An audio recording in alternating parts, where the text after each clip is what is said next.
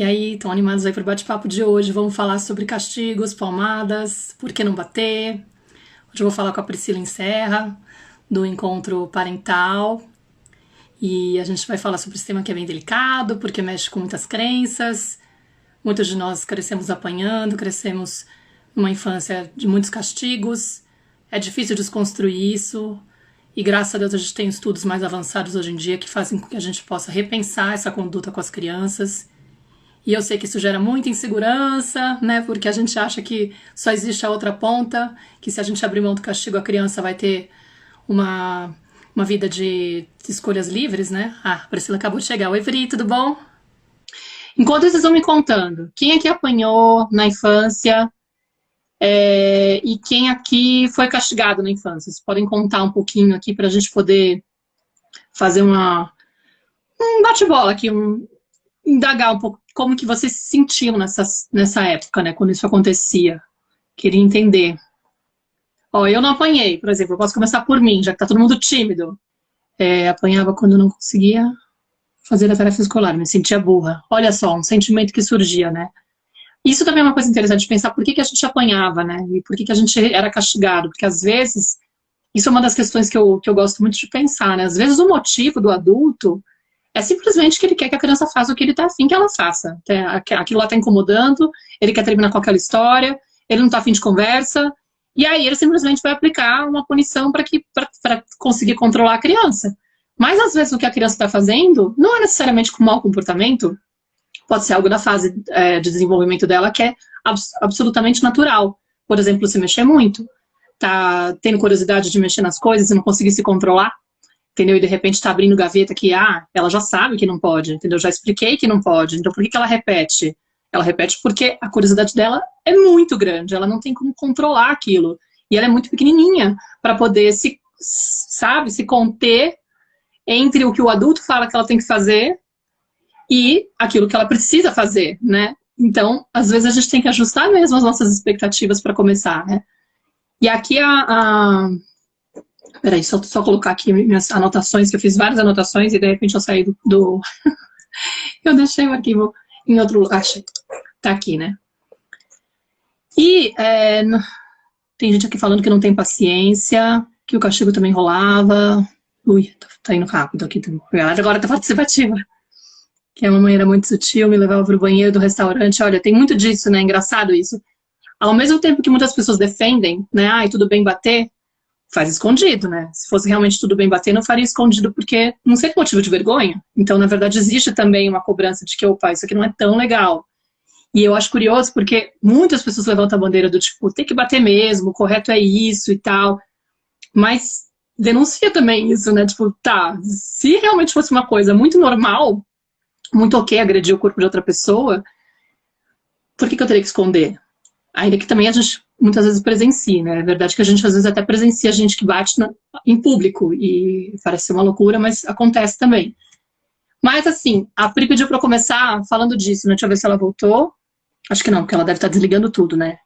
Então eu vou mandar bala aqui na primeira pergunta que ela ia me fazer, só para vocês entenderem, né?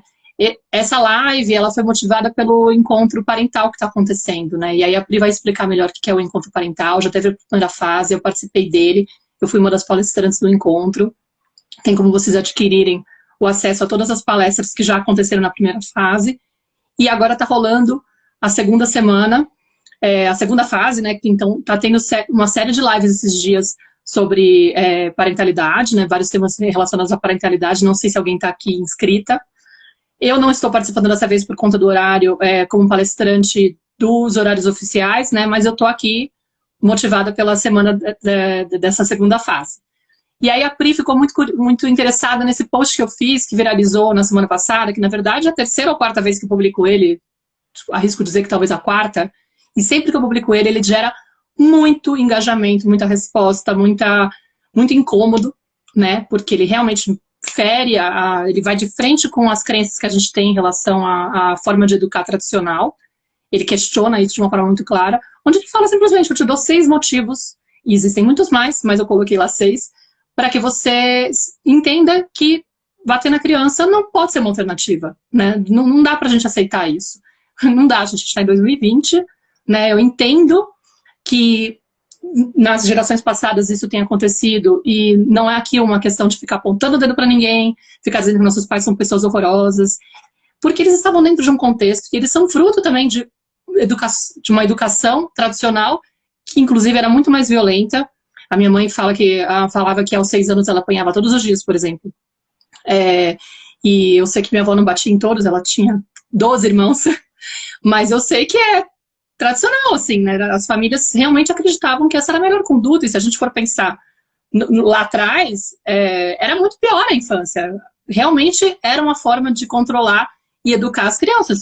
A criança, ela sempre foi muito invisível, e agora, nessas gerações atuais, a gente está reivindicando mais esse olhar pela criança, porque ela não tem como reivindicar, ela é muito pequenininha, ela não tem como se defender, então a gente fala, peraí, vamos tentar se colocar no lugar da criança e ver como afeta a cabeça da criança, o emocional da criança, quando a gente trata ela dessa forma. O que a gente está ensinando de fato para ela? Quando a gente opta por agredir o corpo dela, quando ela comete um erro, ou quando ela desagrada a gente. Porque eu insisto, não é porque só a criança está se comportando mal. Muitas vezes é porque eu não estou afim de lidar com esse comportamento agora. Que pode ser o choro, que pode ser o movimento, pode ser o ruído, pode ser, às vezes, me deem exemplos aqui, né? Tipo, outro dia uma cliente minha falou que o pai batia nela porque ele mandava ela ir comprar cigarro, se ela não encontrasse o cigarro, ela apanhava na hora que voltava para casa. Gente, sabe, os motivos são os mais esdrúxulos às vezes. Você fala, gente, mas não tem nem como a criança controlar isso. Ó, ela voltou, agora vamos testar. Senão ela provavelmente vai ter que fazer uma troca de telefone para ver se funciona. Aí, Pri, vamos torcer para ver se dá certo. Não querer comer, né? Exato. A criança não quer comer, apanha. Ah, Porque tá... Ai, que bom, deu certo. Nada como... deu certo. Eu reiniciei tudo. Sei Tava como dando vai. pau na câmera. Uhum. Desculpem. Olá, pessoal. Olá. Olá, tudo bom? Desculpem aí. Tava aparecendo o armário ao invés de aparecer meu rosto. Uhum. Desculpem. Ó, eu expliquei rapidinho para ela que essa conversa nossa tá dentro da semana da segunda fase do encontro parental. Não dei muitos detalhes, só falei que já teve uma primeira fase, que eu participei como palestrante, que dessa vez, como eu não estava como palestrante, a gente está fazendo a live durante a semana, para dar uma... Sim. Você se interessou pelo meu post, e aí eu comecei Uhum. a falar um pouquinho, mas eu não cheguei nem nos 6 pontos ainda. Pode falar, e se Legal. apresenta, se Tá. apresenta. Então, vou me apresentar. Meu nome é Priscila Encerro, sou da produtora materna infantil Encontro Parental. E o Encontro Parental, em 2019, a gente fez 7 eventos, né, 7 encontros parentais, passamos por algumas capitais brasileiras. E esse ano, com o isolamento e tudo, a gente acabou resolvendo fazer o primeiro encontro parental online, que foi o FASES. E o FASES contou com 52 palestras, com palestras desde a gestação até a adolescência, com temas desde a gestação até a adolescência. E a Maíra foi uma das palestrantes, né? A Maíra falou como exercer de fato o amor incondicional que a gente tem pelos nossos filhos, né? Como amar de verdade, incondicionalmente. Foi um papo bem profundo, super bacana. A palestra está gravada e quem quiser ter acesso à palestra tem 2 formas. Ou você compra o Fases, né, o acesso exclusivo do Fases, que daí você pode assistir as palestras até o dia 15 de setembro. Ou então a gente lançou Trilhas. O Trilhas, que era o que a Maíra estava falando, além de você ter acesso às palestras dividida por fases, né? Então, se você é de 0 a 2 anos, você vai ter as palestras dessa fase de 0 a 2 e todas as palestras de transformação social e de autoconhecimento. E, além disso, vão ter vários painéis de discussão que começam no dia 18 e 19 de agosto. E aí vão ser 6 painéis ao todo, com vários profissionais que participaram. A gente queria muito que a Maíra tivesse, mas como os painéis vão ser às 21 horas, para a Maíra, que está na Espanha, ia ser impossível ela de madrugada acordar para participar dos painéis. E os painéis, esses painéis de discussão, que vão ser abertos a perguntas e tal,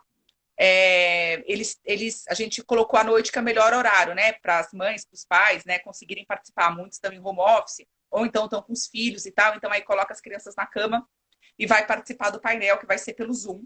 E a Maíra tem um cupom de desconto, e ela tem um link que depois ela vai deixar para quem quiser se inscrever no Encontro Parental Trilhas. Ou também, se você quiser participar do Encontro Parental Fases, também tem link na minha bio. E aí, como a Maíra não ia poder participar do painel ao vivo, eu falei, poxa, eu adorei esse post que a Maíra fez, né, do Por que Não Bater. A gente aqui, a Maíra está na Espanha, mas ela está acompanhando, a gente está passando por um momento de bastante retrocesso em relação a essa questão de palmadas, né, e de castigos físicos, e é um momento muito da gente se posicionar, né, e da gente mostrar, e da gente conscientizar os pais e empoderá-los para que eles saibam que castigo e punição não é o melhor caminho, né? De jeito nenhum. Então, eu achei esse post da Maíra super didático. Eu vi que teve uma repercussão muito grande. Quando eu repostei também, teve uma repercussão grande na minha página. Porque é isso, né? Assim, as pessoas, elas reproduzem muito do que elas aprenderam. E para a gente conseguir praticar uma educação respeitosa, a gente precisa desconstruir muito dessa educação autoritária que a gente recebeu, né? Que a gente acaba perpetuando. E é hora de quebrar ciclos, né? Esse ciclo de violência, tanto física como emocional, né? Que as nossas gerações foram tratadas, né? As pessoas falam, mas eu bati e sobrevivi. Mas a que custo, né? E assim, como que você lida com as suas emoções? A gente tem uma sociedade extremamente violenta, uma sociedade dependente de drogas, de antidepressivos, de remédios para dormir. Então, assim, a gente definitivamente... Alguma coisa não deu certo, né? E todos os estudos, evidências científicas mostram mesmo que bater não é um caminho para quem quer educar de fato, né? Para quem quer exercer de fato uma educação consciente.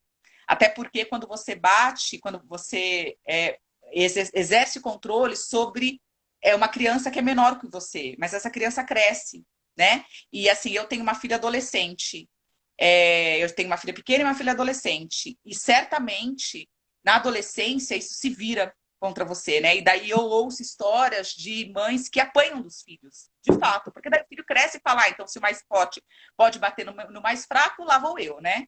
Então, assim, é essa mensagem que a gente está passando. Mas o que eu mais vejo nos atendimentos, que era uma das coisas que a gente ia conversar agora também, né, que a gente vai falar, é que os pais têm muito medo de cair na permissividade, né? Tudo bem, não vou bater, mas e aí? Aí ele vai crescer um monstro, ele vai crescer e vai bater em mim, né? Então, assim, tem todas essas dúvidas, isso eu ouço muito, principalmente, muitas vezes, dos pais, que são mais resistentes, né, do que as mães, essa educação respeitosa, porque eles têm justamente esse medo, né? Esse medo de que o que vai acontecer com a criança se eu não der limites para a criança, né? Então, as pessoas confundem um pouco a educação respeitosa com a educação permissiva, né? E acabam indo para o outro oposto. Então, já que eu não posso ser autoritária, eu vou ser permissivo. E não é. Então, caminho do meio. A gente esclarece. É o caminho do meio, né? Que cria uma resistência muito grande. Antes até de falar mais do post, eu queria só fazer um parênteses para comentar que eu tenho muito carinho por essas iniciativas de pessoas como você, que criam um evento assim, porque eles foram, assim, o pontapé inicial da minha jornada como educadora parental, né? E entrando nesse universo na época, para mim, o nome que eu usava era só Criação com Apego. O primeiro livro que eu li foi do Besame Mútuo, mas o primeiro evento online que eu participei, eu estava grávida da Nara, e foi o da Caroline Figueiredo, né, o Encontro da Maternidade Inconsciente. E foi ali que, assim, eu tive aquele panorama de profissionais que falavam de parentalidade consciente, temas afins. Eu falava, gente, tá todo mundo falando a mesma língua, que parada é essa? Precisa aprender essa língua. Sim. E é muito legal, porque é meio isso, assim, você vai pescando os temas que podem servir para você naquele momento, e você vai se sentindo mais empoderada, mais informada, mais apoiada e em rede, né? Tipo, não sou só eu que estou pensando que isso é possível. E é claro, no começo, a gente fica meio achando que, esse povo aí é meio que abraça a árvore, assim, sabe? Bicho grilo não tá na pé, tipo, não é palpável. Sim, mas não é verdade, né? Não, porque a gente tem que desconstruir muitas crenças e muitas ideias, né, do tradicional. E a gente está realmente plugado naquilo lá, achando que é só reproduzir. Tá bom, imagina. Não vem a ideia de que a gente precisa aprender para ser pai, né? Parece que é uma coisa natural, e isso também é uma crença. No fundo, a gente acaba quebrando a cara, porque se a gente vai aplicando, a gente percebe a desconexão que acontece com a criança. Sim. A gente vai ficando cada vez mais distante dessa criança. Então, acho que se eu for começar, esse post eu estava falando que ele viralizou muito, porque ele mexe muito com as crenças, e aí eu coloco lá 6 motivos, né, para não bater na criança, para tentar sensibilizar as pessoas. Eu falo, olha, talvez você esteja aí muito, né, ainda apegado a essa ideia de que só existe uma forma de educar e que eu vou ter que sim apelar para a palmada, para o chinelo, ou para bater na criança quando ela ficar impossível de lidar, né? Que também é uma ideia do adulto. Mas o que será que eu estou gerando na cabeça dessa criança? Até pedir para as pessoas, alguém falou assim, meu pai me batia quando eu não conseguia fazer a lição, eu me sentia burra. Reforça a ideia, a pessoa já está se sentindo mal e reforça, né? Mas o primeiro ponto que eu coloquei primeira coisa, todo mundo tem o direito a ter sua integridade física e psíquica respeitadas, né? E aí é super curioso, porque a gente já avançou nesse sentido. Ninguém acha que é coerente, aceitável eu chegar em casa e falar no caso o ex-marido, né? Mas vamos supor que eu ainda sou casada, chego em casa e falo assim, meu, bati o teu carro, cara. Foi foda, sem querer bati o carro, ele fala, não. E ele começasse a me bater, né? Porque, tipo, como assim? Você foi descuidado, descuidado, espanhol aqui, você não cuidou do carro, eu já te falei 1000 vezes, né? Tipo, como assim? Você tem que tomar cuidado, não sei o que lá. Gente, a pessoa cometeu um erro. Ela já está se sentindo péssima. Tem certeza que é assim que você quer ser acolhida pela pessoa que vai te receber depois que você faz uma merda, uma cagada dessa? Tipo, você vai falar, como que você quer ser tratado quando você comete um erro? Você quer que a pessoa te xingue, te coloque num canto para pensar, que a pessoa te afaste, vire os olhos para você, ou que a pessoa fale, você tá bem, você precisa de ajuda, você se machucou? Você quer que eu ligue para alguém? Você tá conseguindo falar com alguém? Você tá precisando de apoio? Sabe? Tipo, como é que foi a cena? Porque já teve um descontrole. E mesmo que seja algo assim, que tô descrevendo um acidente, mas de repente pode ser. Hoje você não sabe, eu gritei com meu filho de um jeito, eu virei a pessoa. Eu tava tão nervosa que eu não sei o que lá, quando eu vi, eu tava gritando com ele, eu dei um chacoalhão, né? Uma cena que muitas mães falam, né? Eu dei um chacoalhão no meu filho. E na hora que eu olhei para o braço dele, no dia seguinte estava aquele roxo, e toda vez que eu olho para aquilo, me sinto mal. Quem nunca passou por isso ou algo parecido no sentido de perder o controle com a criança?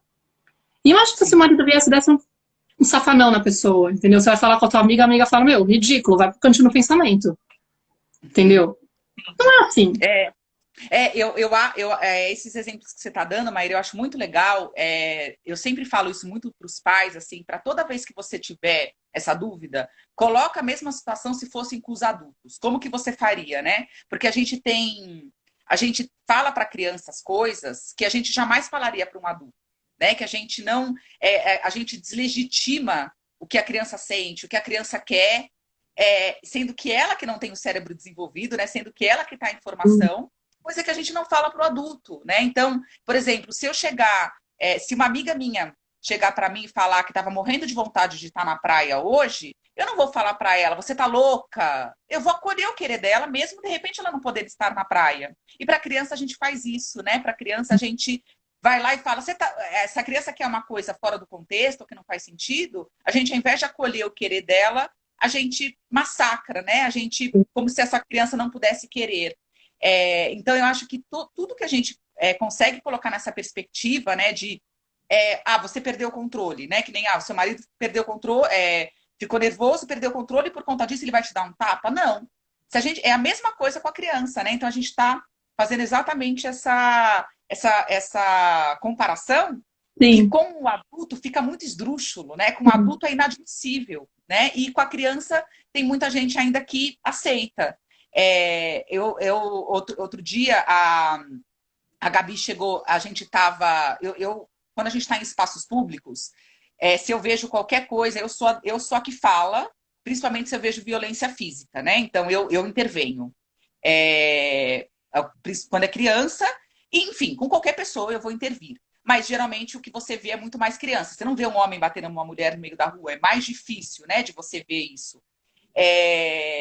Agora, outro dia a gente estava... Outro dia, né? Antes da quarentena, quando a gente ainda frequentava espaços públicos com frequência, a gente estava, acho que no shopping, eu não lembro onde era, eu sei que era um banheiro público, e tinha uma mãe ameaçando bater no filho. E a Gabi, minha filha, ela sabe que eu falo. Aí a Gabi falou, mamãe, você não vai falar nada, né? E daí eu fui lá e obviamente, eu falei. E daí, quando a gente saiu, eu falei assim, Gabi, se fosse um homem batendo numa mulher, o que você faria? Ameaçando bater numa mulher. E a minha filha é super feminista. Ela, nossa, mamãe, na hora, imagina. Aí ela falou assim, é verdade. Aí na hora ela pegou e falou, é verdade. Por que que a gente deixa com a criança, que é mais vulnerável, e acha que não, a gente não tem que se meter, não, a gente não tem que falar nada. Não, tem que sim, né? A gente tem que, a gente não pode normalizar, né? A violência contra a criança, mesmo já sendo, no Brasil já é ilegal, né? Desde 2014 já é ilegal, mas mesmo assim, as pessoas ainda normalizam, né? Infelizmente, ainda tem a naturalização, né? Ah, não, não vou me meter, não é comigo, o vizinho tá batendo, eu não vou falar nada, né? Então, eu acho que a gente precisa realmente... É impressionante, né, que em pleno século XXI a gente ainda tenha que fazer isso, que foi um pouco até do que você falou no post, né? Mas é a verdade, né? A gente realmente precisa conscientizar, a gente precisa parar de normalizar a violência contra a criança, né? Seja ela física ou seja ela humilhação emocional, né? E a gente precisa intervir sim, e a gente precisa sim parar de normalizar o que não é normal, né? O que não deveria ser normal. A gente sabe que foi assim que a nossa geração aprendeu, mas a gente existem atualizações, existem estudos, existe o ECA, né? Existe, enfim, existe tudo que garante que a gente não pode bater, né? Assim, se você e as pessoas às vezes falam, ah, mas essa pessoa pode apanhar mais, pode fazer alguma coisa. Eu acho que cabe a nós, e o Estado está de olho nisso também, sabe? De orientar. Não de tirar filho de mãe, não nesse sentido, mas no sentido de orientação, né? A última coisa que o Estado quer é tirar aquele filho, né? Todas as conversas que eu já participei sobre isso, é isso que as autoridades falam, não denuncia, a gente vai orientar em primeiro lugar, né? A gente vai mostrar, porque muitas vezes aqueles pais estão fazendo sem o conhecimento, né? Porque aprendeu que foi assim. Porque isso, eu apanhei, tô aqui vivo, sou do bem, né? Não sou uma pessoa do mal, então deu certo, né? Ela não aprendeu ainda que tem uma outra forma. Então a gente precisa... E tem essa questão de ele tá reproduzindo, né? Porque ele também tem uma crença. E aí acho que é um ponto que eu queria trazer, que não tá abordado no post, porque post tem 2.000 caracteres, nunca cabe tudo, né? Mas uma questão que é importante a gente entender é que, principalmente no primeiro setênio, nos primeiros 7 anos de vida da criança, a criança está criando o sistema de crenças dela a respeito do mundo, a respeito de como que ela enxerga a vida, a respeito de como ela se relaciona com os outros e como ela enxerga a si mesma. Então, interfere muito a forma como a gente dialoga com a criança, como a gente se refere a ela, como a gente nomeia as coisas do mundo dela e como a gente trata essa criança, certo? Então, se eu bato numa criança, cada vez que ela comete um erro ou que ela faz algo que eu não estou a fim de lidar, né, com dificuldade de lidar, um comportamento desafiador, eu estou passando para ela um monte de mensagens que vão ficar gravadas no inconsciente dela, que vão transformar e moldar a forma como ela encara a vida, o mundo e ela mesma. Então, ela vai criar um discurso interno, inclusive de como ela se trata internamente, o que ela acha que ela merece, que ela não merece, como que ela se vê, né? Como que ela fala com ela mesma quando ela comete um erro, por exemplo, na vida adulta, vai ser reflexo do que ela viveu na infância, do que ela aprendeu nessa infância, com essa forma de relacionamento. Então, se eu tenho um adulto que me acolhe, que fala, caramba, você acabou de fazer uma coisa de errado, o que a gente pode fazer a respeito para te ajudar? Né? É uma coisa. Se eu tenho um que fala, como você é impossível, tá vindo de novo, fazendo coisa errada, já te falei 15.000 vezes, nossa, que horror. E aí, não preciso nem falar, porque tem mães que realmente podem ter um discurso muito tóxico com a criança, né, de descarregar, enfim, também por conta de todas as dificuldades que ela tem, limitações e dores dela e tal, mas enfim, acaba reproduzindo com a criança com uma liberdade muito grande, um discurso que é muito, muito duro, muito pesado e crítico, que vai fazer com que essa criança comece a acreditar nisso. Eu sou um nicho de pessoa, né? E, nossa, eu mereço esse tratamento, porque afinal eu não consigo dar conta, eu sou incapaz de ser uma pessoa boa, ser uma pessoa que faz as coisas bem. E aí eu acho uma incoerência muito louca, porque não existe essa expectativa de que eu quero uma criança que não erre, que nunca mais vai poder fazer aquilo que eu já expliquei para ela que ela não pode fazer aquilo, ela não pode repetir isso daí, pelo amor de Deus. E se ela repetir, ela vai ser punida. Gente, pensa na loucura que é isso, exigir de um ser humano que nunca mais erre na vida. Não tem como ninguém prometer isso, porque isso seria pedir que a pessoa não seja humana. Sabe o que pode acontecer com essa pessoa?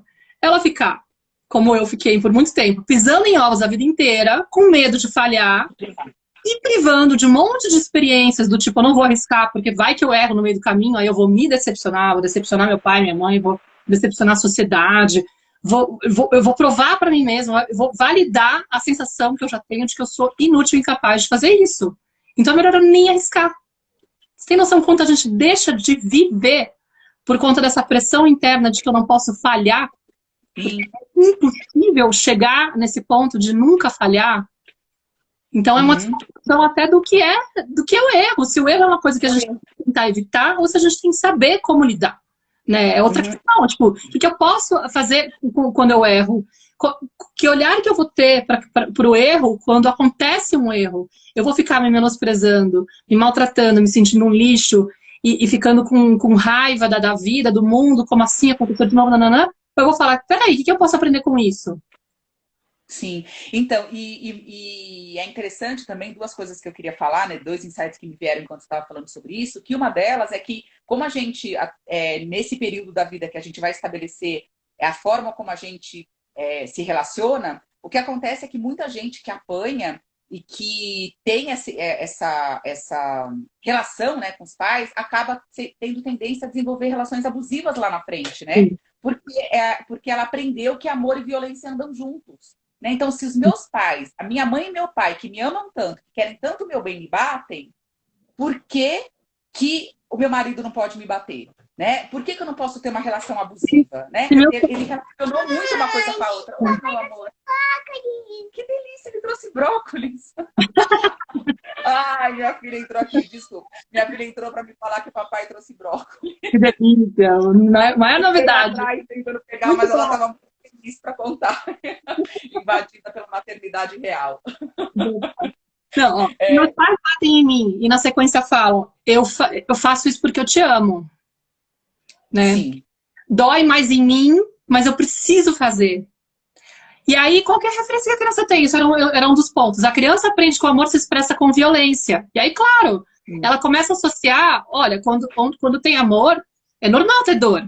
É normal ser agredido. A pessoa que eu mais amo bate em mim porque ela fala que é necessário. E aí, o que eu vou fazer quando eu virar uma pessoa adulta e estiver me relacionando com um homem que decide me agredir? Fala, bom... E aí eu não falo nem que é consciente, mas é impressionante. Quando alguma mulher relata para você que ela tá num lar abusivo, quando ela acaba se abrindo, geralmente acontece como eu tô num espaço seguro de direct, muitas desabafam comigo, né? Não é todo mundo que consegue falar disso abertamente. Mas geralmente quem tá num lar abusivo, tá num relacionamento abusivo com o marido, cresceu apanhando. E isso fica impregnado, isso que eu tô falando, sistema de crença, você vibra essa energia porque é um desrespeito com você mesma. Sim, e você acostumou, né? Você acha que é normal ser desrespeitado. Você acha que é normal, Normaliza. Sim, né? E acaba até criando aquelas relações, sabe? A gente ouviu muito, eu pelo menos ouvi muito na adolescência, na juventude, e até me libertar disso é um caminho onde você ouve o amor bonito é aquele sofrido, né? É aquela paixão que você sofre, que você chora, né? Então, assim, é como se o amor fosse sinônimo de sofrimento, né? E o amor não é para ser sofrimento, né? O amor é para ser uma coisa boa, é para ser uma construção, é para ser uma coisa gostosa. E aí, realmente, você acaba internalizando isso e, às vezes, você tem relações abusivas que nem chegam à violência física, né? Mas é uma relação onde você se sente podado, onde você não pode fazer as coisas, onde você é dependente emocionalmente daquela pessoa, né? E essas relações também são muito ruins, né? Também eu vejo muitas mulheres que estão conseguindo sair de relações abusivas, nesse sentido, não que necessariamente apanhavam, mas de relações onde elas são desrespeitadas, onde elas não são valorizadas, onde elas têm, de fato, essa relação abusiva, e ela conseguiu começar essa desconstrução a partir do momento que ela começou a educar, e que ela começou a perceber que ela precisava de mais nas relações, né? E de que ela queria passar outra coisa para os filhos, né? Então, assim, e aí ela começa a perceber como essas relações de violência disfarçados, né, de humilhações e tal, estão permeando muitas relações, né? Então, eu acho que é muito importante que a gente mostre para os nossos filhos que esse não é o caminho, né? E que a gente respeitando, eles vão aprender a respeitar. Isso é uma coisa muito importante, né? Que eu acho que as pessoas, elas acham, ah, não, mas eu vou deixar meu filho fazer tudo, vai ser uma coisa permissível, ele não vai aprender a ter respeito. A gente aprende, melhor forma da gente ensinar para os nossos filhos é dando exemplo. Outro dia, ontem uma mãe me mandou uma mensagem me perguntando assim, Pri, mas a minha filha não. Como é que eu obrigo ela a falar bom dia, boa tarde para os porteiros, para os pais e para todo mundo? Eu falei isso falando. Eu nunca tive que chegar para nenhuma das minhas duas filhas e falar, fale bom dia para o porteiro. Fale oi para. Sabe? Agora a Gabi tá mais na adolescência, então às vezes eu, filha, falou um bom dia, muito baixinho, sabe? Que a pessoa nem ouviu. Então às vezes eu, filha, né? Se você coisa porque tá naquela coisa adolescência. Mas assim, as duas aprenderam me vendo falar bom dia. Eu passo pelo porteiro, eu falo boa tarde, bom dia. Se eu passasse reto, elas iam achar que era assim. Então, assim, a gente. E elas sendo respeitadas, elas vão aprender a respeitar, né? Quando eu tô nervosa, por exemplo, por algum motivo, e a Clarice outro dia, é muito engraçado isso, porque eu raramente grito, né, com as meninas.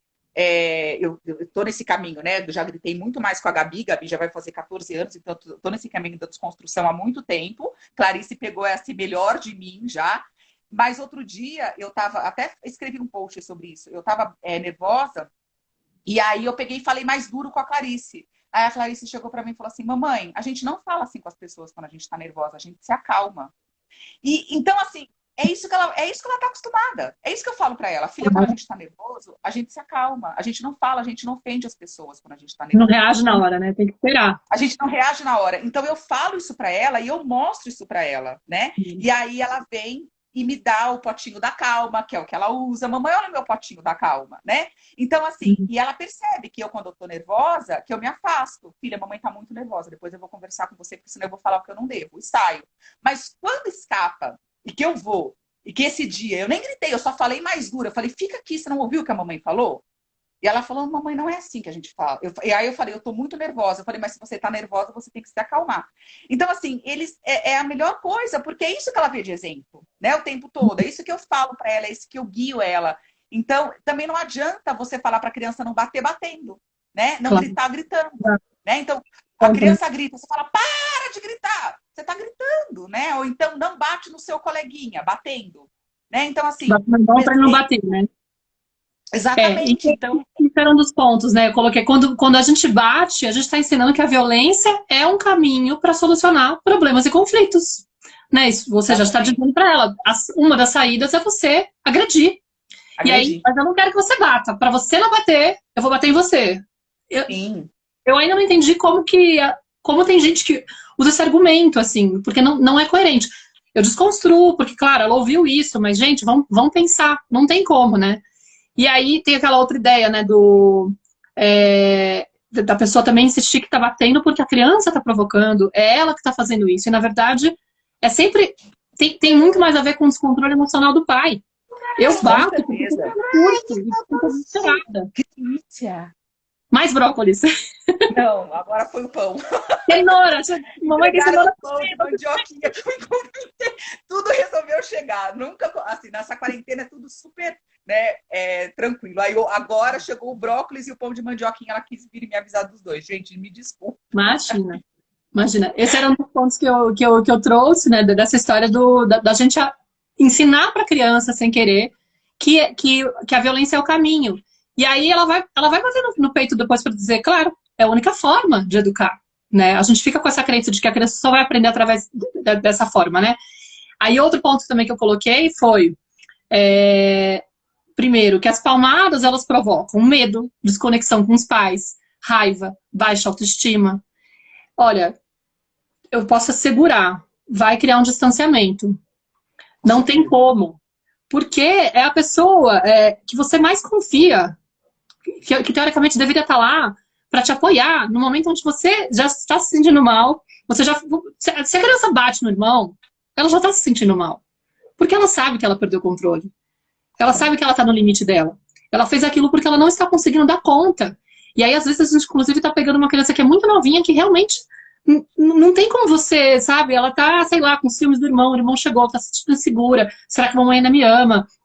mil questões na cabeça e de repente ela não dá conta e pá, bate no irmão. Meu, ela vai.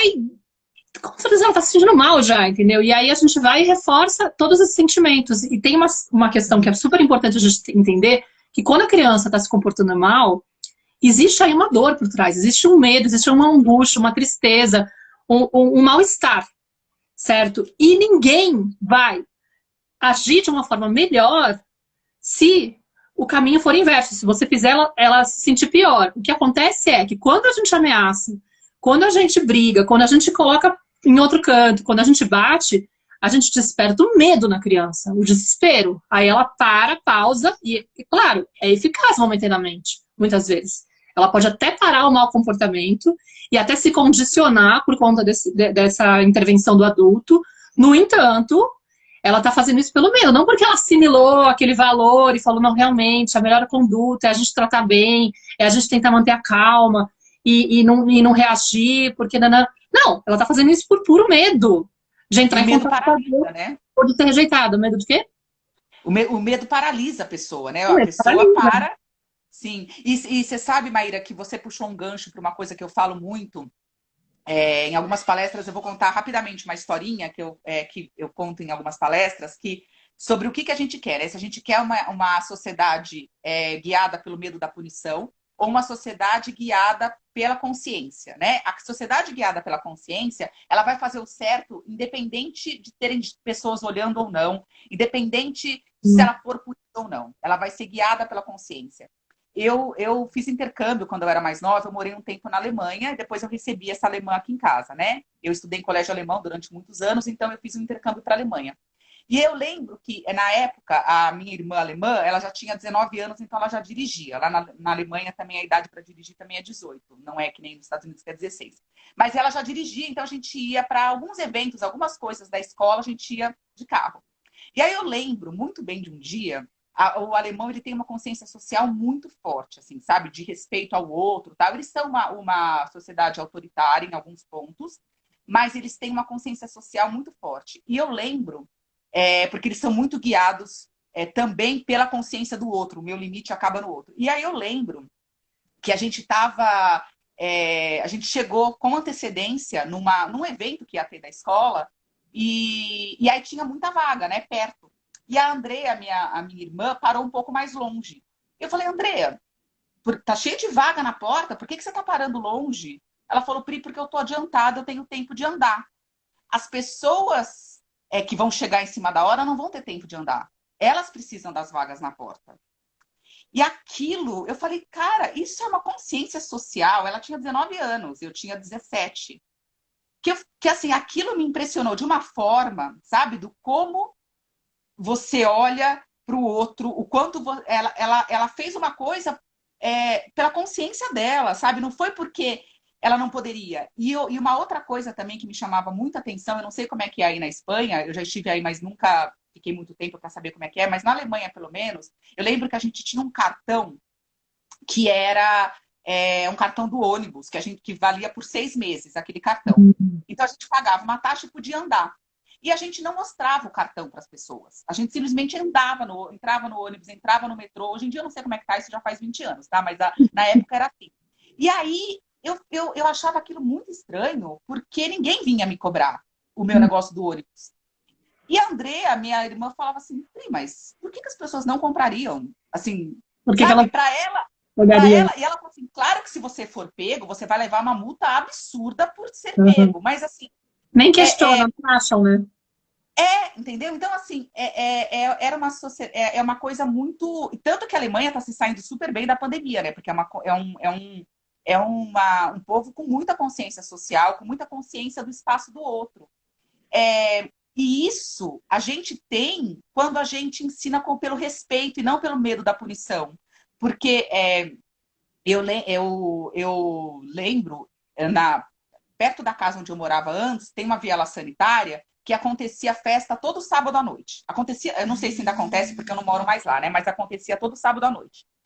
E aí a gente chamava a polícia, né? Todo mundo, porque era residencial, então ficava todo mundo super irritado, tal, porque ficava música até 5 horas da manhã, muito alto. E aí as pessoas chamavam a polícia. A polícia ia lá, a galera abaixava o som. Só que a polícia não podia fazer nada porque não era comercial. Então, a não ser que alguém fosse na delegacia junto reclamar e tal. Então, eles iam lá, a polícia chegava, eles abaixavam o som. A polícia ia embora, eles ligavam o som. E ficava assim. Por quê? Porque é uma sociedade guiada pelo medo da punição. Ela não está com consciência de que ela está atrapalhando a vizinhança inteira. Ela pensa assim, eu vou continuar porque eu não vou ser punido. Né? Agora, se essas pessoas que estivessem ali tivessem sido guiadas pela consciência e pelo respeito, elas parariam a música porque elas veem que elas estão incomodando. Aqui teve um exemplo que uma aluna uma vez me deu, que ela falou que na cidade dela, que é o interior, assim, de uma pedaço perto de Portugal, né?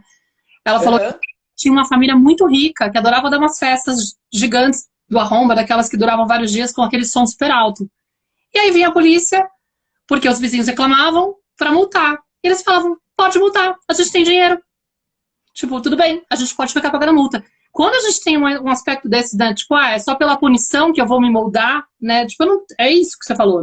Não é pela consciência, não é porque eu realmente estou afetando a vida dos demais. É só porque eu vou... Agora, se eu tenho dinheiro de sobra, nem a punição que eu vou receber vai servir para me parar, porque não é isso, entendeu? Que tá me movendo. Então, é isso que eu tô tentando falar. Tipo, não é isso que vai fazer com que a pessoa construa um valor e de repente ofereça mude de comportamento, porque brota de dentro dela uma sensação de que aquilo lá é o correto, é o maravilhoso e é assim que eu quero ser, né? É assim que eu me sinto bem exercendo aquilo.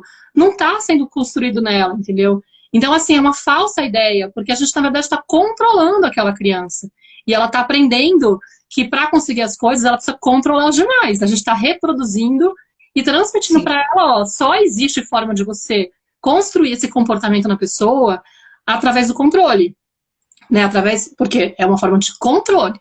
E aí, o último ponto que eu coloquei no post, que eu acho que é o mais doloroso, é a ideia de que não há pior dor no mundo do que você ser ferido por alguém que você ama. Com certeza. Deveria estar lá.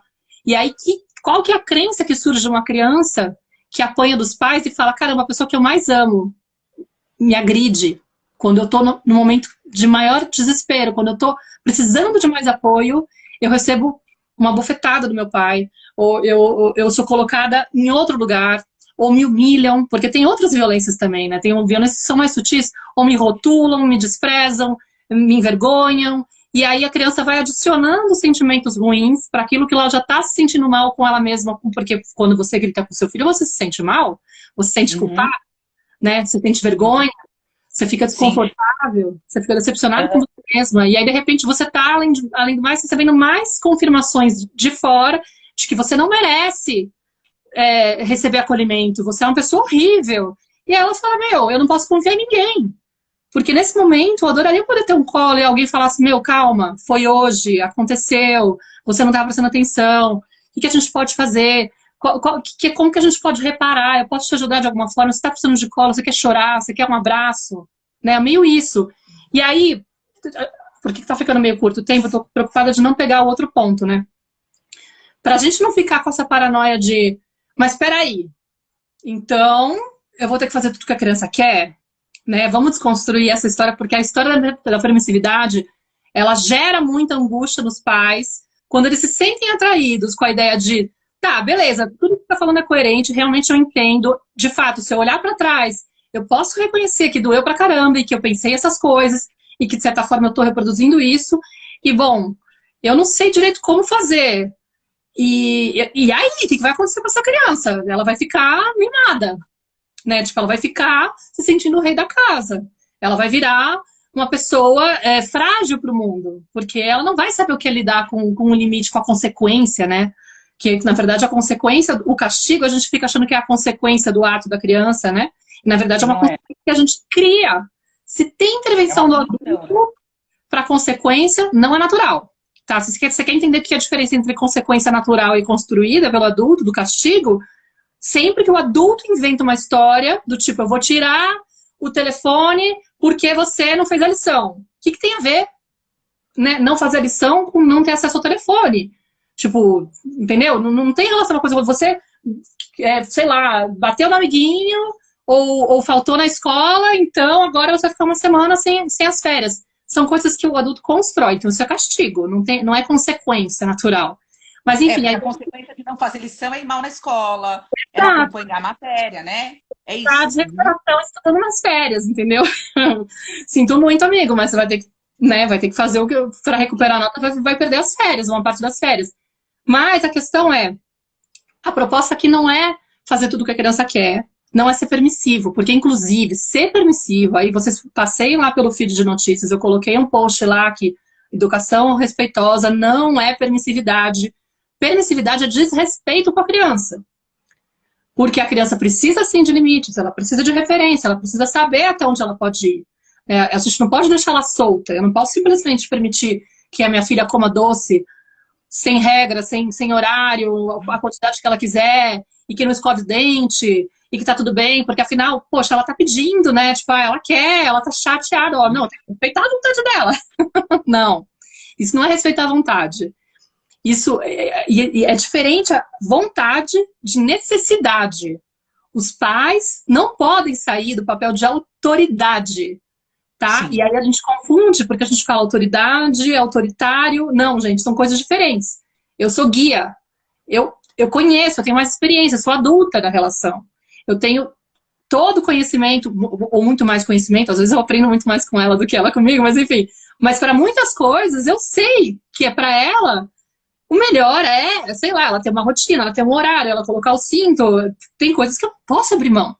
Porque eu estaria sendo desrespeitosa com ela. Eu não estou cuidando de uma criança que está fazendo o que quer, a hora que quer, como quer. Imagina horas de televisão, por exemplo. Se eu deixar só a vontade dela, ela não tem como se regrar. Ela não vai saber colocar esse limite. Não tem discernimento ainda, né, para essas coisas. Eles não têm discernimento. Nós que somos os adultos da relação, né? Então, essa margem, né, que a gente precisa colocar... E é importante, eles se sentem seguros, né? Essa margem dá segurança para eles também, né? De que... muito curioso que a minha filha de 13 anos, outro dia, falou assim para mim. Eu falei assim, filha, você gostaria que a mamãe... que tudo bem comer doce todos os dias em casa? Ela, não, mamãe, se pudesse comer doce todo dia, eu ia virar uma bola, eu não ia ter eu controle ainda, sabe? Porque é isso, eles são impulsivos. Criança ainda não tem esse discernimento de saber, não, eu vou comer, vou passar mal lá na frente, ou então eu vou ficar obesa, ou eu vou ficar com problema de saúde, né? Porque aqui eu foco muito mais na questão da saúde do que na questão estética, né? De que faz mal, aumenta a glicemia, colesterol, né? Então, assim, a gente foca muito mais na saúde do que no peso, porque tem muitas pessoas que são acima do peso que são saudáveis. Então, a gente não foca nisso e também não quer desenvolver uma gordofobia, digamos assim. Mas é importante que as crianças saibam mesmo, né, de que tem ali uma margem. E eu percebo com a Gabi, com a minha adolescente, o quanto essa margem é importante, sabe? O quanto que a gente mostrar, porque a gente mostra cuidado, né? A gente mostra que a gente se importa, né? Mas não é fazer pela criança. Fica incoerente. Se eu falo para a criança, tudo bem não ir para a escola, você não tá afim? Agora, no outro dia eu tô falando, não, é muito importante ir pra escola, porque vai ter a ver com a sua educação. Tipo, aí, de repente, no dia que você fala que tudo bem não ir e meio que solta, a criança falou, mas ela não se preocupa comigo. Outro dia, eu tava insistindo pra nada tomar banho, e uma hora eu falei, quer saber, vou tomar banho eu. E hoje eu não vou nem insistir, porque, tipo, não dava tempo, eu tava com pressa e tal. Aí, de repente, eu tava começando a tirar a roupa, entrando na banheira, aí ela entrou no banheiro, ela falou, eu não vou tomar banho com você? Aí eu falei, nossa, era muito isso, assim, sabe? Tipo, todo dia você insiste, você fala que é importante, de repente um dia você abre mão. Como assim? Ela que estava esperando já a insistência do tipo, não, é importante, vamos lá, nanana. E eu nem sou assim com banho, sabe? Mas só um exemplo para mostrar que a criança fica perdida quando você, de repente, abre mão daquilo que você está falando, que é muito importante fazer assim, e de repente a regra desaparece. Então, assim, sim. A questão é como eu vou colocar essa regra e como eu vou reagir se a criança resistir. Porque o que a gente quer fazer na educação tradicional é evitar trabalho, de certa forma. Né? A gente foi muito obediente nesse sentido, muito cobrado com essa coisa do criança não tem que dar trabalho, não tem que fazer barulho, não tem que espernear, não sei o que lá, não sei o que lá, não sei o que lá. Então, quando a criança começa a protestar, a gente fica revoltado. Aquilo que você falou. Se eu tô na praia querendo ficar na praia e vou lá e falo que eu quero estar num resort, o adulto não vai ficar falando, meu, que ridículo, não sei o que lá. Mas se a criança falando assim, eu quero comer o doce antes do jantar... Você fica, querer comer doce antes do jantar, que é isso? Tá ficando louca? Você sabe que não pode. E aí já começa Uhum. a conexão aí, né? A criança já começa a ficar, peraí, meu, tipo, deixa o meu querer, né? Não conscientemente, obviamente. Mas já tem aí uma desconexão. Porque a gente quer corrigir a vontade, a gente quer corrigir o querer da criança. E isso é um desrespeito tremendo. E aí, qual que é a grande dificuldade que a gente tem? Como é que eu sustento validar esse querer e seguir com limite? Muitas vezes isso vai significar suportar o protesto, sustentar esse choro, essa revolta e manter a calma. Você mantém o limite de forma firme. No entanto, você tem que manter a calma porque você tem que ser exemplo. E aí é um trabalho de autoeducação tremendo, porque você não tem esse preparo, você não foi treinada para isso. De certa forma, como a gente teve uma educação onde reprimiram muito os nossos sentimentos, a gente não tem essa destreza de saber como lidar com a própria raiva, como lidar com a frustração. E quando eu estou diante de uma criança que está me peitando e insistindo que eu quero comer o doce antes do jantar, eu quero comer o doce antes do jantar, vai subindo aquela raiva e eu estou frustrada, porque eu não quero ter que lidar com aquilo. Então, Não, eu sou a primeira pessoa que tem que aprender a lidar com a frustração antes de querer ensinar minha filha a engolir a regra que eu estou metendo pra cima dela, entendeu? Tipo, porque eu tô sim. louca. Não, e a gente passou a vida ouvindo, né, que criança não tem querer, né? E a verdade é que criança, a gente sempre ouvia assim, não, mas criança não tem que querer, criança tem que fazer e tal.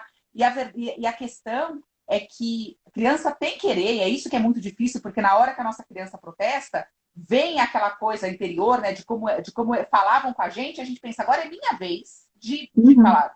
O que essa criança aí tá falando? E eu acho muito interessante porque as pessoas, elas acham. Ontem eu estava atendendo uma mãe e ela falou para mim, Pri, mas quando eu falo não, ela protesta. Quando eu falo não, ela fica chateada. Eu falei, gente, se coloca na perspectiva da criança. Você falar para ela não, não pode comer doce antes do jantar, representa para você levar um fora do seu namorado. Ou você perder o emprego, ou você não ser convidada para uma festa que todas as suas amigas foram. Tem tantas coisas, a gente tem que se colocar na perspectiva dela. Para ela é frustrante. E diante de uma frustração, ninguém fica feliz, né? Diante de uma frustração, você chora, você protesta, você tenta fazer de outra forma, né? A gente, como adulto, não se joga no chão, né? A imensa maioria, né? Assim, a gente começa a ter senso, né? E a gente não se joga no A chão porque a maioria gente está não joga mais no chão, revoltado. alguns Mas, talvez. mas, assim, mas você está frustrado, né? Você está chateado. Ninguém vira e fala assim, ai, muito obrigada por ter me mandado embora desse Oi, peraí, trabalho. que Foi a ótimo. figura aqui tá chamando, não pode. Foi meu, Ah, o pai da Nara. Eu falei ah, que eu tenho live até as 9, mas acho que ele não. Ah, não ouviu.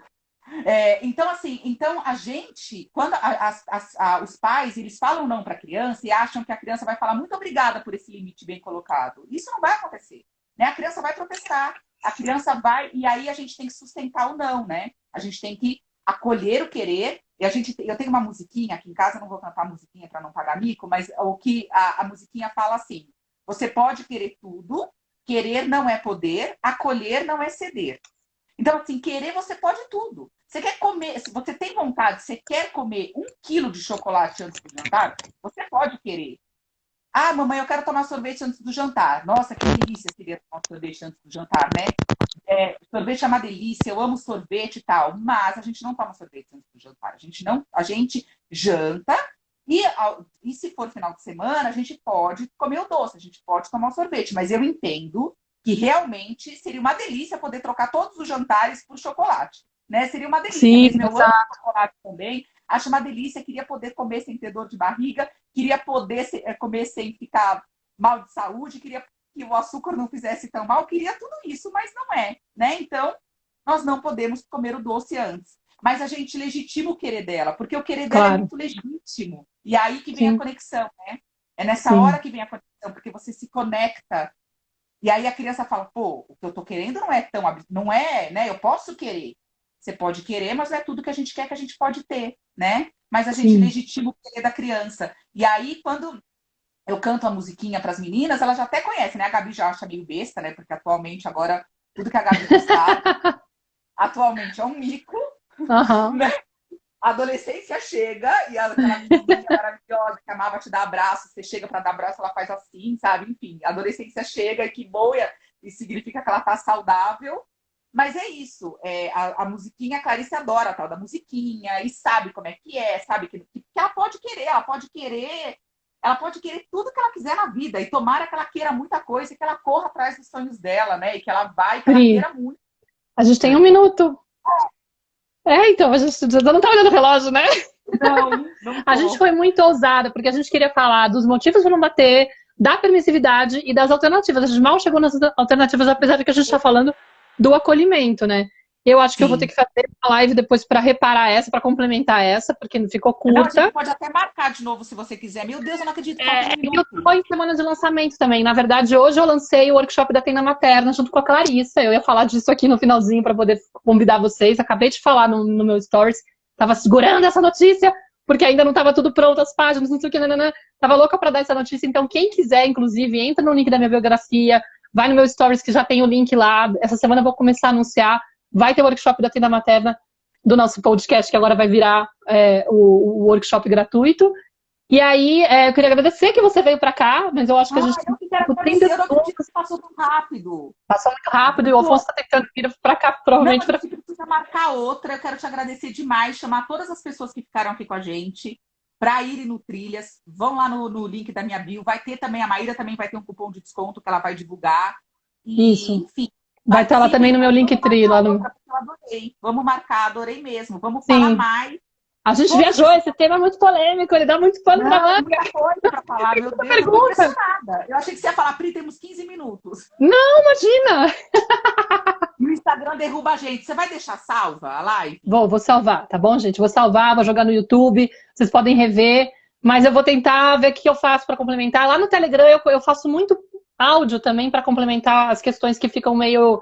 Que precisam de uma reflexão mais profunda e tal, entendeu? Então acho que vai ser um jeito também de eu, de repente, recuperar. Entre no meu canal do Telegram, que é @cantomaternar, e aí lá com certeza eu vou comentar o que faltou do que a gente prometeu. E fora que eu pedi para as pessoas perguntarem coisas, não respondi nenhuma pergunta. Tá cheio de perguntas que a gente vai perder, porque Não, agora vai para o não, eu IGTV. vou falar, eu vou falar com você no WhatsApp depois para a gente tentar marcar outra, para a gente tentar falar mais sobre isso. E queria chamar lá no meu perfil também, tem vários posts que falam sobre alternativas, que falam disso tudo, de exemplos que eu dou, de coisas que eu já fiz com as meninas. E recomendo muito a educação consciente e respeitosa, porque os frutos são maravilhosos. Sim, Garanto.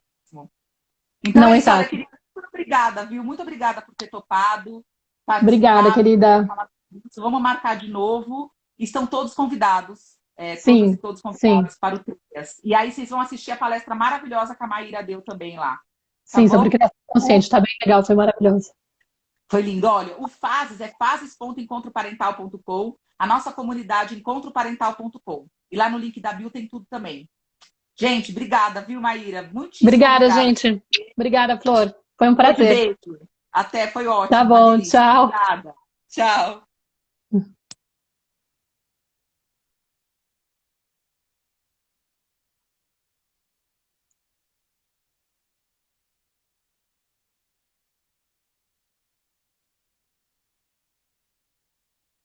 Encerrar.